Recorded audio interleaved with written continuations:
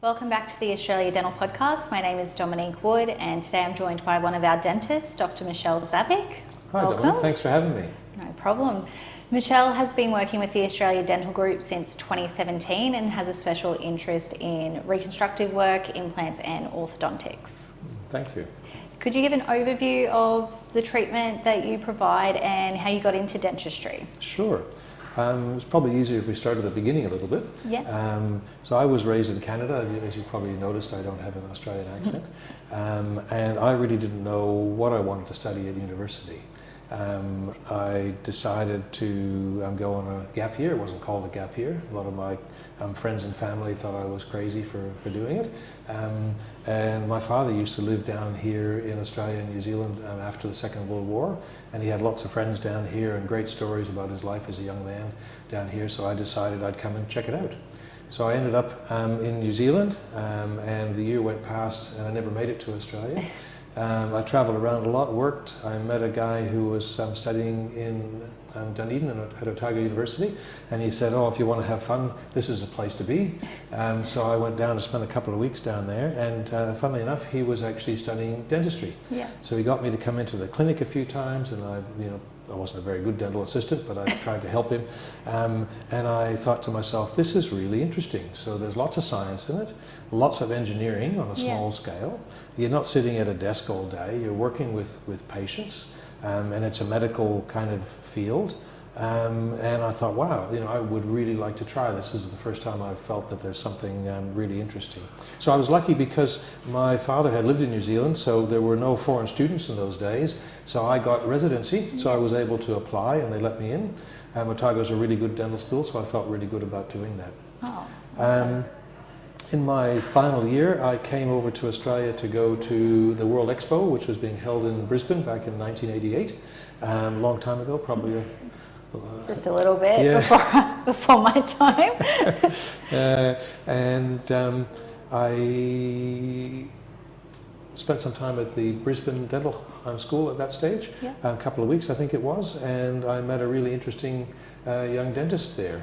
And so we sort of became friends, and then a year later we decided we were going to go out, and that was nearly 32 years ago. We've been married 30 years now and got 4 children. So did you go back to New Zealand, finish your studies, and I moved over here, that's correct, yeah.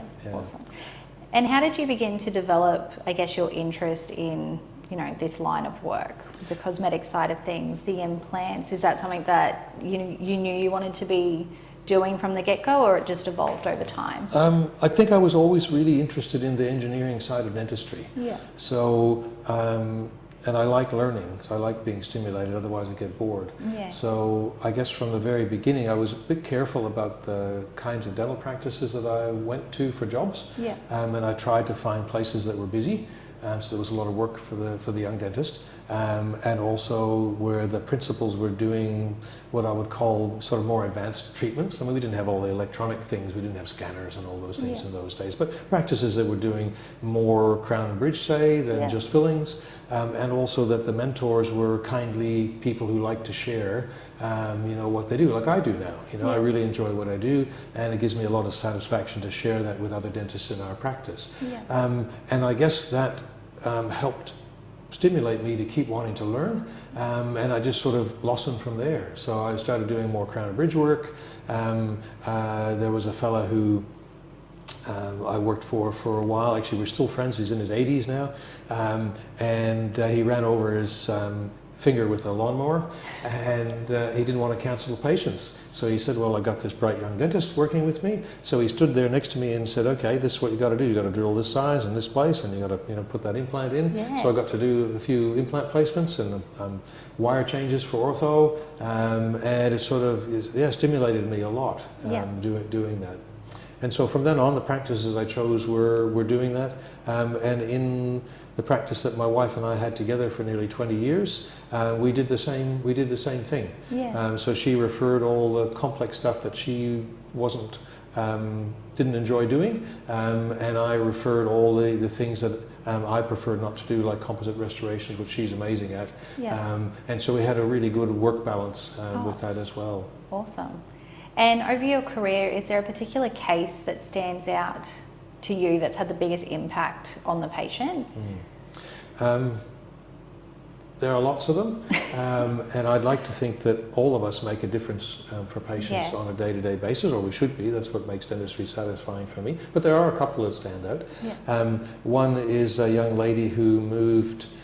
She got a job transfer from Mount Isa to Brisbane. She would have been mid-20s probably, and she came into the practice, and we sat down in the consultation room together, and she just started bawling her eyes out and apologizing that she knew that it was just vanity and that she shouldn't be there bothering me, and other dentists had already told her that that she shouldn't do anything about it, and when we talked about it, we found that she had a couple of mottled front teeth with some really, really unattractive staining on them. She was missing a tooth, a lateral incisor, which they had made a acrylic denture for, which is perfectly serviceable. But in a young woman with a high smile, it doesn't look right. So we talked about options for her, and we did a few very conservative veneers just to cover over and disguise the staining. And we made her a bonded bridge to replace the missing lateral incisor. It wasn't rocket science or anything like that, just everyday kind of dentistry, but carefully done, and made a huge difference for her, and she got a promotion at work, and she was absolutely delighted. Now, I'm sure that the promotion didn't come from the porcelain work. It came from the fact that, coupled with her talents, she was now able to get herself through the vetting processes and things like that. And nice to know that she then referred her mum, who's also had really worn down teeth and they were unattractive. No decay or anything like that, but just very, very heavy wear, and no one would help her either, so we ended up rebuilding her mouth. And the young lady's now married, and her husband's now a patient of ours as well. So it's a great practice, a practice development skill to be able to communicate well and help these patients achieve what they want to achieve. Another one that comes to mind is a young man who came to see me. I was a little surprised because he looked outwardly extremely tough. He had tats everywhere. He had his head shaved, and he had tattoos right all over his head. But he wouldn't come into the treatment room. He was scared. He wouldn't come and sit down. So we did his consult in the waiting room. And we came up with a plan for him, and we agreed that probably the best thing to do was to organise some sedation. So we did quite a few fillings, probably 10 or 12 for him, a couple of exos, and I think there were 4 or 5 crowns that needed to be done. So it was a long appointment. He got through it really well. 3 weeks later, he come back in to fit the crowns and said that he hadn't taken any of his medication, and I was a bit taken aback because I thought, I don't know, I wasn't sure how the appointment was going to go. Totally different person. Awesome. He handled all that just with local anaesthetic, no problems at all. And we were all really impressed because his cleaning habits had changed, and he was actually asking us to check that he was doing the right thing with his oral hygiene at the end of the appointment, because he wanted to make sure that he didn't have to go through that process again.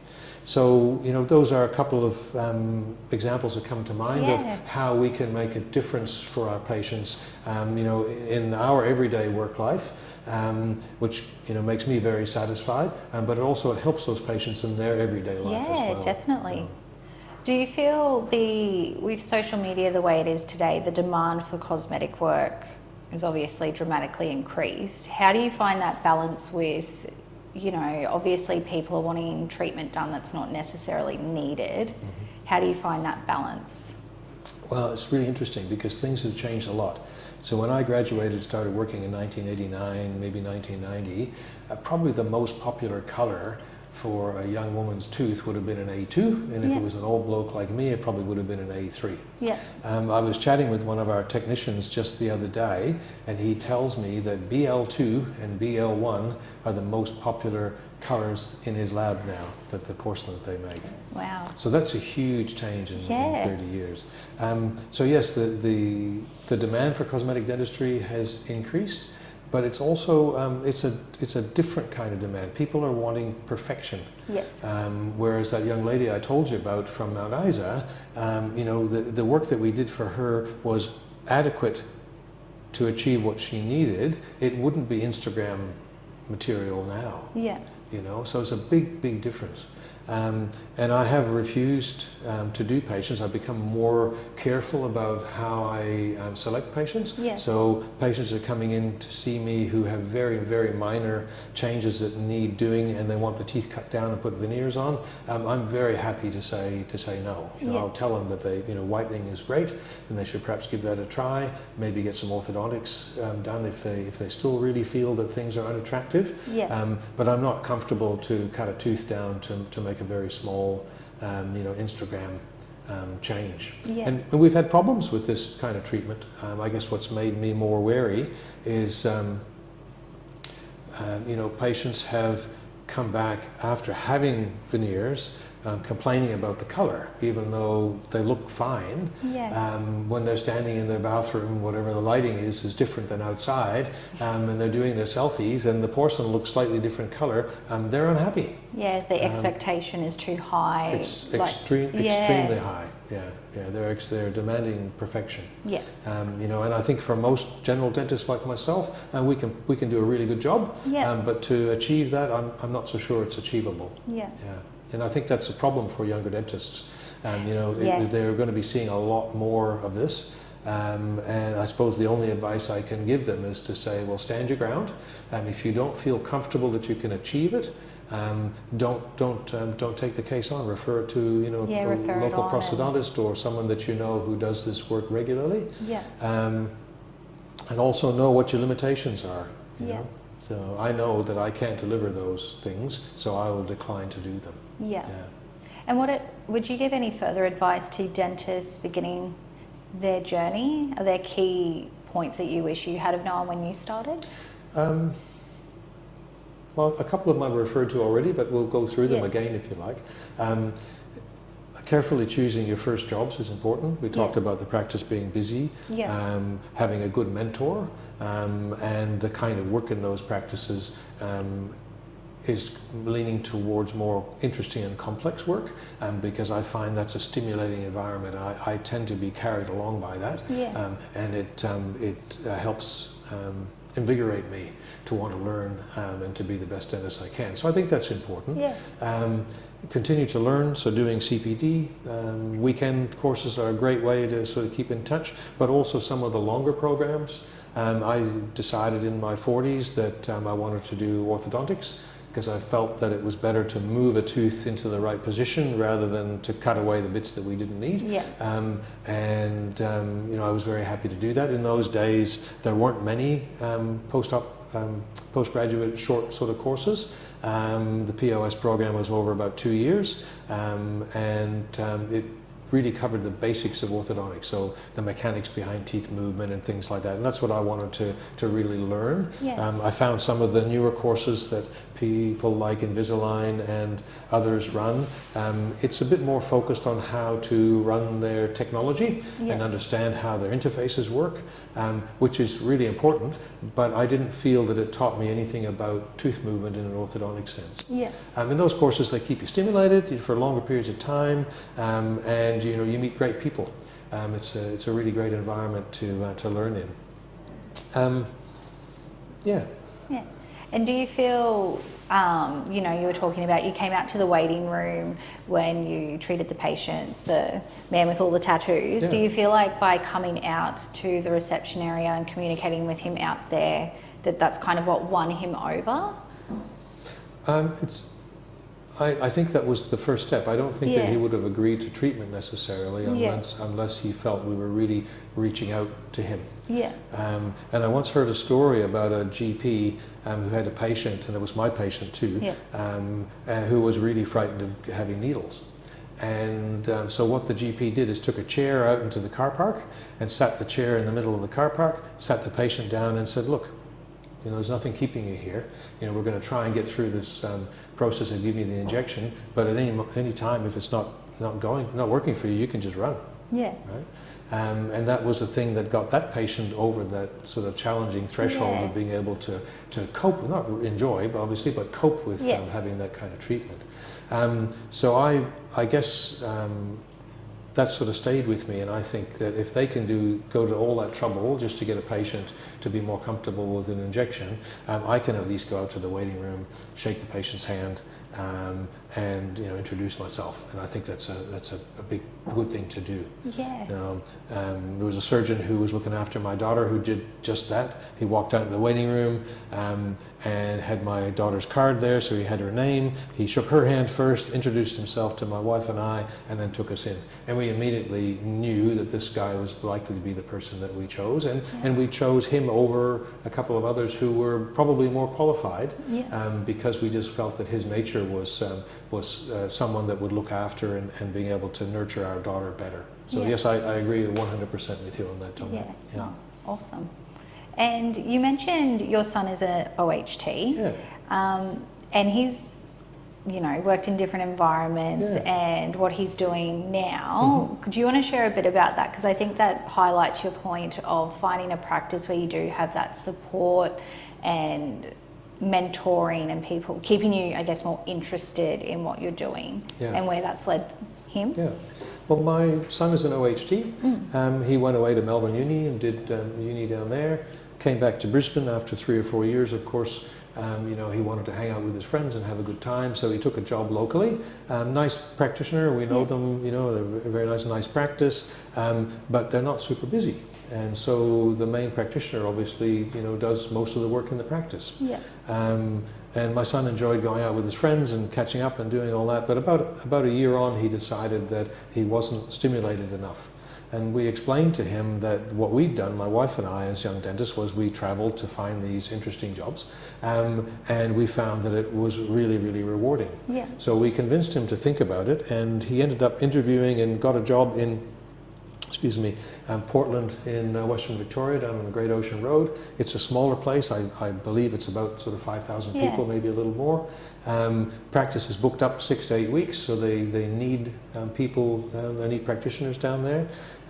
He got to do a lot of restorative work, and one of the principals had a degree in perio and implant dentistry from overseas, so they were doing a lot of perio and implants, so my son got to work and assist for perio surgery and doing implant surgeries.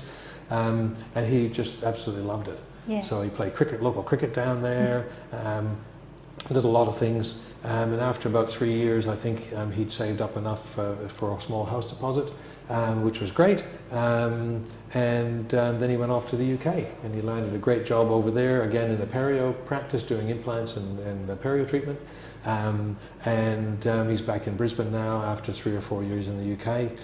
Lovely English lady, his partner, and they now bought a place together, and he's just about to set up a perio assessment and the hygiene program for a 10-chair general practice in Brisbane, which he's really excited about. Because they're now going to get him to help them focus on taking care of perio, which we know from all the medical legal things is a big area and a big issue for all of us as general practitioners. So I'm, obviously, in addition to being really proud of him, my feeling is that he wouldn't have been able to achieve all that by the age of 27 if he hadn't had that really big kickstart in the beginning. So I encourage everyone to, consider doing those things. No, that's great. Well, thank you for coming on our podcast. I'm sure we'll have you back.